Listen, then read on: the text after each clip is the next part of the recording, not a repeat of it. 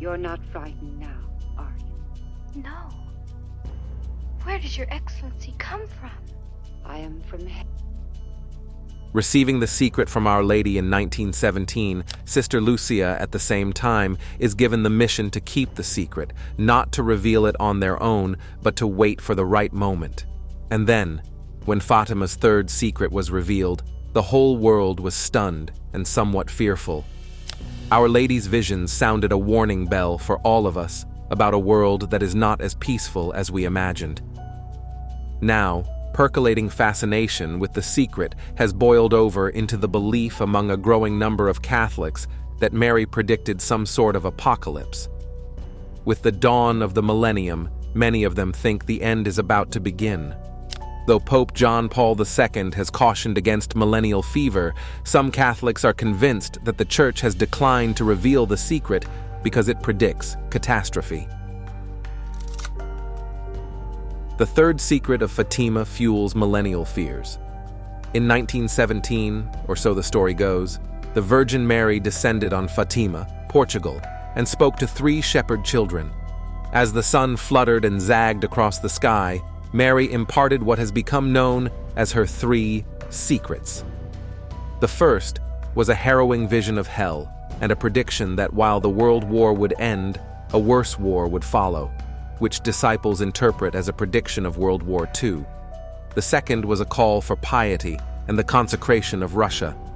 The third secret was supposed to be unveiled in 1960 when Pope John VI opened it and quickly had it resealed.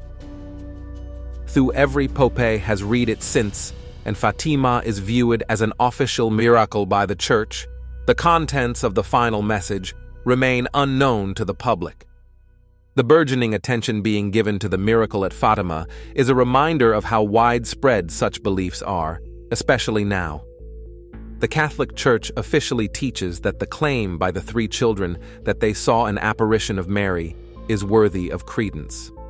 Tens of millions of Catholics worldwide, including the Pope himself, are devoted believers in Our Lady of Fatima. The number of people who contend that Mary foretold an apocalypse is unknown, but their conviction stems from a common belief among Fatima devotees that she predicted, at minimum, a spiritual crisis for the Church. The secret's dangling in front of you, and there is no way of knowing what's in it because it's in the hands of one person. Until that person says what it contains, we won't know. It may just be bland theology, but the hope for something mysterious, to unravel our destiny, to unravel our future, that's tantalizing. And for some, agonizing. The John Paul II in St. Peter's Square assassination attempt itself, for many Catholics, sealed the veracity of the Fatima miracle. The attempt took place on the feast day of the Virgin of Fatima, and legend has it that John Paul was bending down to look at a young girl's Mary medallion when he was shot. The Pope later credited the Madonna of Fatima with saving his life and placed the bullet, removed during surgery, in the crown of a statue to Mary in Portugal. Our Lady asked the 3 children to meet her once more at Cova da Iria on the 13th of July, 1917. That hot summer day arrived. Word about the mysterious appearance of the Holy Virgin was becoming widespread around Fatima, that a crowd of about 4,000 people came to witness the supernatural events for themselves. For the 3rd time, our Blessed Mother appeared to the 3 shepherd visionaries, standing above a holm oak tree, same as before. This 3rd apparition was to be filled with precious promises and messages from Our Lady. On this day, she would reveal 3 astonishing secrets to the children. She would teach them 2 important prayers as well. At that time, the children had yet to know the name of this lady from heaven.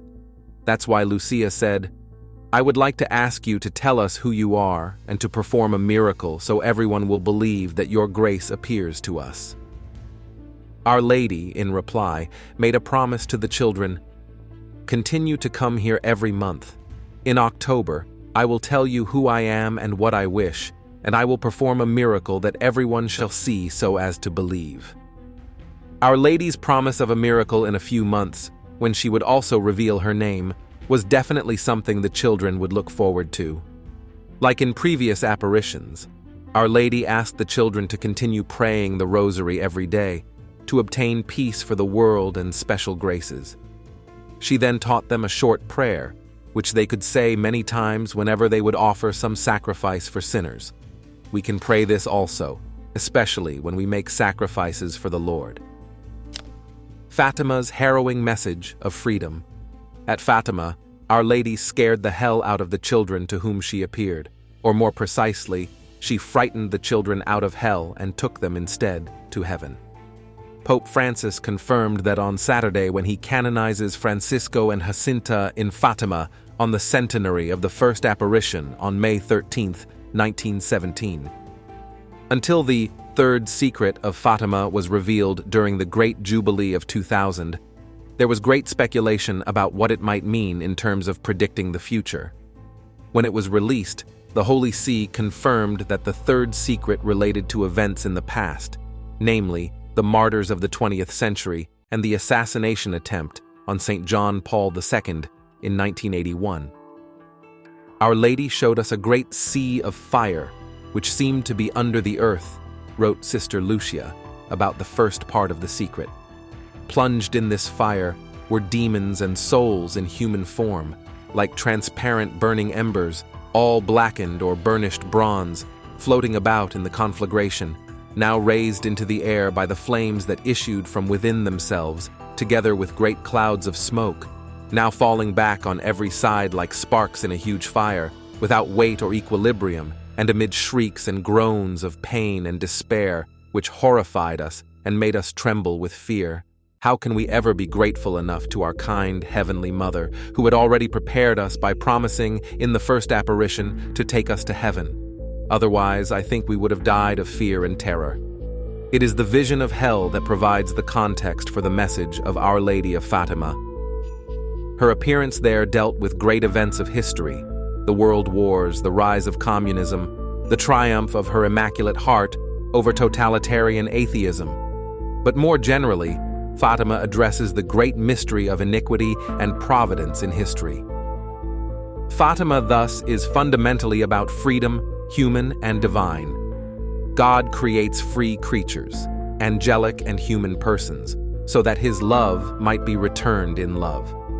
Love is only possible where there is freedom. It cannot be coerced.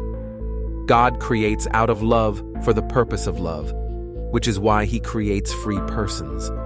Evil enters the world when freedom is used not for good, not for God, but for lesser goods, contrary to God's providential plan. In order for freedom to be real, there must be consequences. Freedom takes its value from the consequences. The greater the consequences at stake, the more important the freedom. That is why hell, the more real and more horrific it is, underscores the heights of the freedom for which we have been created. A cosmos without hell becomes a cosmos of inconsequential freedom. The evil one has power in this world, as we see and experience continually. He has power because our freedom continually lets itself be led away from God, wrote Cardinal Joseph Ratzinger in his theological commentary on the third secret. But since God Himself took a human heart and has thus steered human freedom towards what is good, the freedom to choose evil no longer has the last word. From that time forth, the word that prevails is this: in the world, you will have tribulation, but take heart. I have overcome the world. The message of Fatima invites us to trust in this promise. The fallen world is a world of freedom corrupted. Into this world God Himself enters by the perfect freedom of the Virgin Mary. Hence it is through her Immaculate Heart that salvation comes, that heart capable of returning love for love in uncorrupted freedom. The providence of God works through human freedom, above all the freedom of Christ who sets us free for freedom, the freedom of the Blessed Mother and the freedom of the saints, whether they be little shepherd children like Blessed Francisco and Blessed Jacinta, or the mightiest figures of history like St. John Paul II. That is why the third secret, with the assassination of the Holy Father, was not a fixed image of the future, like a photograph transported back in time. the Lady of Fatima intervened to make God's providence all the more manifest. God's freedom remains always in history. His love moves the sun and the other stars, and can move our freedom too. This is the Fatima secret no one talks about. Now is the time to take a close look at the first two of three secrets that we don't want to hear about that Our Lady gave the children at Fatima. In July 1941, Sister Lucia revealed the first two secrets in her memoirs, written at the direction of her bishop. She wrote, "The secret is made up of three distinct parts, two of which I am now going to reveal. The first part is the vision of hell." Lucia went on with the description. "Our Lady showed us a great sea of fire which seemed to be under the earth. Plunged in this fire were demons and souls in human form, like transparent burning embers, all blackened or burnished bronze, floating about in the conflagration, now raised into the air by the flames that issued from within themselves together with great clouds of smoke, now falling back on every side like sparks in a huge fire, without weight or equilibrium, and amid shrieks and groans of pain and despair, which horrified us and made us tremble with fear. The demons could be distinguished by their terrifying and repellent likeness to frightful and unknown animals, all black and transparent. This vision lasted but an instant, a horrifying sight for anyone. Looking back, Lucia explained, how can we ever be grateful enough to our kind Heavenly Mother, who had already prepared us by promising, in the first apparition, to take us to heaven? Otherwise, I think we would have died of fear and terror. We then looked up at Our Lady, who said to us so kindly and so sadly, "You have seen hell where the souls of poor sinners go. To save them, God wishes to establish in the world devotion to my Immaculate Heart." Right there. Our Lady gave the remedy, the means of safety, the sure way to avoid the eternal conflagration. Although we want to focus on this part of the first secret, let's look at what Our Lady continued to say at the time. She went on, "If what I say to you is done, many souls will be saved, and there will be peace. The war is going to end, but if people do not cease offending God, a worse one will break out during the pontificate of Pius XI. When you see a night illumined by an unknown light, know that this is the great sign given you by God, that He is about to punish the world for its crimes by means of war, famine, and persecutions of the Church and of the Holy Father. To prevent this, I shall come to ask for the consecration of Russia to my Immaculate Heart and the communion of reparation on the first Saturdays. If my requests are heeded, Russia will be converted, and there will be peace. If not, she will spread her errors throughout the world, causing wars and persecution of the Church. The good will be martyred. The Holy Father will have much to suffer. Various nations will be annihilated. In the end, my Immaculate Heart will triumph. The Holy Father will consecrate Russia to me, and she will be converted, and a period of peace will be granted to the world." While today many don't want to frighten adults with the idea or word hell, our Lord wasn't shy about using it, and neither was His mother, all for our good and ultimate triumph in reaching heaven. After revealing this first secret, Lucia revealed the second to the bishop, which is for all of us. The second secret offers great hope because it shows us the route to heaven. Lucia wrote, "The second part refers to the devotion to the Immaculate Heart of Mary." Recalling that, the Lady said that her Immaculate Heart will be your refuge and the way that will lead you to God, Jacinta said to Lucia. "Don't you love that? Her heart is so good, how I love it." When Jacinta would pick wildflowers, she would sing, "Sweet Heart of Mary, be my salvation. Immaculate Heart of Mary, convert sinners, save souls from hell." Lucia told the bishop, "Our Lady told us in the July secret that God wished to establish in the world devotion to her Immaculate Heart. I will be with you always, and my Immaculate Heart will be your comfort and the way which will lead you to God." And Our Lady guaranteed, in the end, my Immaculate Heart will triumph. that will turn us around and make sure we're facing on the route to heaven. Some declarations made by Lucia, complaining that the Holy Father had not made the consecration to Mary requested by the Blessed Virgin, led some to think that the third secret contained apocalyptic predictions that the popes preferred to reserve to themselves in order to avoid panic. After the assassination attempt against Pope John Paul II, speculation began to turn around his person. He became the Pope of Fatima, even making a pilgrimage to the site and placing the bullet that had wounded him in the crown of the image there as a sign of thanksgiving for her maternal protection. He said that one hand pulled the trigger and another hand guided the bullet. It is indeed amazing to note how the bullet was able to pass through his body in very sensitive areas without hitting any vital organs. Nearly 20 years would pass before the Pope would publish the secret. There was a certain effort to publish it in 1984, and another current wanted to reveal the secret on May 13th, in commemoration of the anniversary of the first apparition. As Russia was specifically mentioned in the first parts of the message, the collapse of the Soviet Union in 1991 led to fresh speculation. The text of the third secret was finally published on June 26, 2000. The shepherd children had seen an angel appear with a flaming sword in his hand that seemed to catch the world on fire. But the presence of the Blessed Virgin prevented the flames from destroying mankind. The angel called out 3 times, "Penance." Then the children saw the unleashing of a great persecution of the church, with representatives from both the clergy and the laity dying for the faith. 2 angels at the foot of the cross gathered up the blood of the martyrs and sprinkled the souls on their way to God.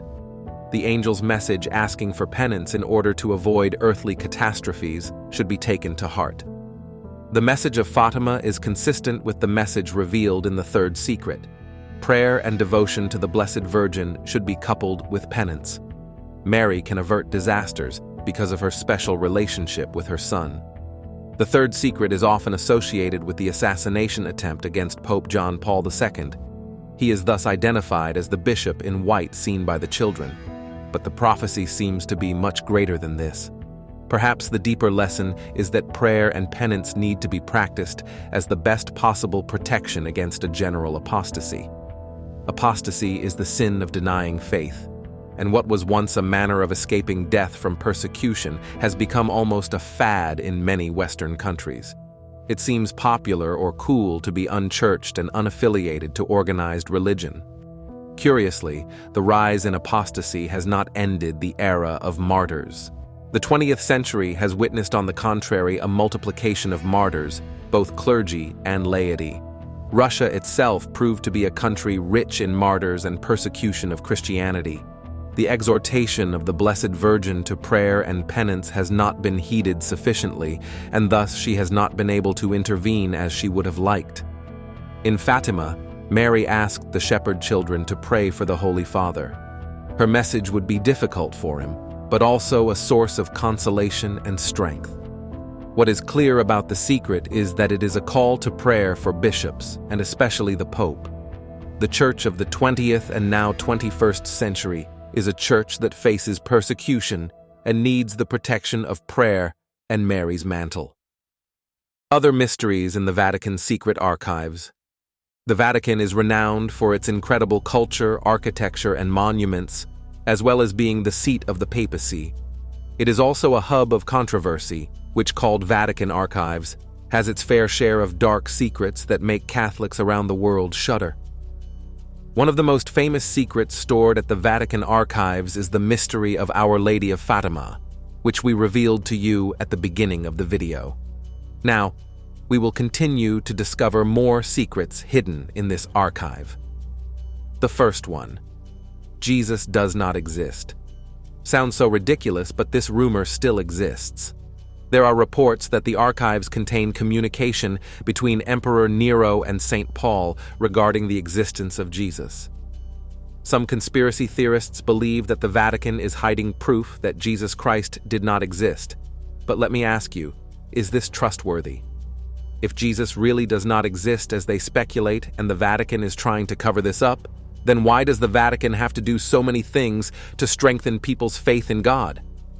I think you should just hear about this theory and throw it to the back of your mind right away because it's too ridiculous. Second, evidence of extraterrestrial life. Rumors suggest that the Vatican holds proof of the existence of extraterrestrial life in the form of extraterrestrial skulls. Some sources say that the archives contain proof that the Pope is conspiring with extraterrestrial beings to implant everyone on Earth with computer chips. The third secret is the 3 secrets of Fatima, which I mentioned at the beginning of the video. Number 4. Home to the largest collection of pornography. Some conspiracy theorists believe that the Vatican archives contain the largest collection of pornography in the world. Copenhagen's Museum of Erotica confirms these speculations. This is another unbelievable theory. The Catechism teaches us many things. Among them, the 10 Commandments teach that you shall not commit adultery. Of course, I do not dare to assert that everyone in this world is good. I just want to repeat God's words. If anyone is going astray, please wake up and come back to God. He is waiting for you. The 5th one, they are controlled by the Illuminati. Some people believe that despite their dissolution in medieval times, the Illuminati has solely built itself up, with its members placed in some of the most powerful positions across the world. One such powerful office is the Vatican, where many of its prominent members are believed to be part of the Illuminati. Number 6. It is home to a time machine. Believed to have been built by an Italian scientist and priest, Father Pellegrino Maria Ernetti, the chronovisor is a device that apparently allows people to view the future and past. Although there is no record of such a device, some people believe it is hidden somewhere in the archives. Those are exactly the theories that are said to exist mysteriously at the Vatican archives. But how much of it is true, only God knows, the Pope knows, and the people in charge of the archives know. So what about you? Which theories do you believe in? Dark secrets about the Vatican, but the mysteries don't stop there. Please continue to follow us to discover dark secrets about the Vatican. The reason why people call it dark secrets is because it not only contains secrets, but also secrets that challenge all of our beliefs and perceptions of faith so far. These are secrets that make us wonder about the morality and values of people and communities. Many people say, if the church is pure and has nothing to hide, why not make this archive public? But guys, it's not as simple as 1 + 1. It carries with it religious, political, social, and economic connections, a large-scale network that we can hardly imagine. The church is pure, but if they possesses secrets that could hold the survival of something in their hands, do you think they should go public? As I told you, these dark secrets can only be revealed by the person who holds them. What we hear and read now is just speculation. Now, let's see what are those dark secrets. Number 1. The chief exorcist of the Vatican performed over 100,000 exorcisms. Although exorcism is believed to be a practice only seen in horror movies and is the Middle Ages, the practice continues to be alive in the Catholic Church. Father Gabriele Amorth is a late priest and served as the chief exorcist of the Vatican. He served for 60 years and is believed to have performed approximately 160,000 exorcisms. The exorcism rite, however, is not just limited to the late chief exorcist. It has been performed by various popes over the years. In 2018, BBC reported that the Vatican welcomed 250 priests from across the world to an annual workshop. Number 2. The Vatican helped Nazi war criminals escape the Allied forces. After the victory of the Allied forces in Germany to end World War II, the Nazis were forced to seek refuge outside Europe. Thousands of Nazis managed to escape to South American countries, specifically Argentina, Chile, and Brazil. Harvard researcher Gerald Steinacher wrote a book that shows travel documents pointing to the Vatican having helped the Nazis travel to these countries. Steinacher argues that it was done with the hope of reviving European Christianity and fear of the growing influence of the Soviet Union. The Vatican, however, has refused to comment on these claims. Number 3. The Vatican made money from the Holocaust. In addition to aiding the escape of thousands of Nazis from Europe, the Vatican was also involved in helping smuggle Nazi-looted art, golf, and other property belonging to Jewish families. Gerald Posner, an American journalist, says that Bernardino Nogara, the financial advisor to the Vatican, is believed to have been one of Nazi spies. He is believed to have instituted a horrifying scheme that allowed the Vatican to invest money in Italian insurance companies that kept the assets from the life insurance plans of the murdered Jewish families. Since the Vatican was an investor and not a direct insurer, it did not need to return any of the money made using the scheme. Number 4. Scandals of the Vatican Bank. The Vatican Bank, also called the Institute for the Works of Religion, has been involved in numerous scandals. The most controversial is their dealing with Hitler. Gerald Posner, a historian, points out that the Vatican received church tax from Hitler every year. A substantial amount of money was paid to this institute so that it cannot be tracked by Western banks. The institute was used to store billions of dollars, the details of which have never been publicly revealed. Number 5. Vati-leaks. A book named His Holiness was released in 2012, which is based on the leaked secret papers of Pope Benedict. The private documents were leaked by Benedict XVI's own butler to the author, Gianluigi Nuzzi. After reviewing these documents, an internal investigation was held. The investigation revealed that individuals who were not from the Vatican were blackmailing gay bishops since they had broken their celibacy vows. Pope Benedict XVI went on to resign from the papacy in 2013 due to this scandal. Number 6. The Apostolic Penitentiary. The Apostolic Penitentiary is a secret tribunal that investigates so-called heinous crimes of individuals. It was supposedly found in 1179 and was kept secret until 2009. Only the Pope can grant absolution to people brought to this tribunal. Examples of sins include attempting to assassinate the Pope, a priest exposing the sin or identity of a person who has confessed to them, and so on. The Pope acts as the head of this tribunal and is called the Major Penitentiary and can either offer absolution or let the automatic excommunication stand. Number 7. Dead man on trial. In 897 AD, the Catholic Church put a dead man on trial. Known as the Cadaver Synod, the posthumous trial of Pope Formosus was held by Pope Stephen VI, his successor. Formosus was accused of usurping the papacy, despite being dead for 7 months by that point. The body of the Pope was exhumed, dressed in ecclesiastical attire, and brought to the papal court for judgment. A deacon was even appointed to speak on the dead Pope's behalf. He was found guilty. All his acts as Pope was declared null and void. His body was stripped off the garments and dressed in rags. His 3 fingers of benediction were cut off, and his body was cast into River Tiber, where ancient Romans disposed off their infamous criminals for centuries. However, the Vatican's secret archives are not actually secret. The word secret comes from a misunderstanding of the Latin word secretum, or private. The archives were, and still are, designed to house the Holy See's official paperwork, along with correspondence and other information related to the Pope. The secretive nature of the Catholic Church and the potential trove within has fueled years of wild speculation about what was inside. Even today, conspiracy theories abound over its contents, like wacky speculation that the Vatican is hiding extraterrestrial beings inside. The Vatican has been trying for years to debunk the idea that its vaunted secret archives are all that secret.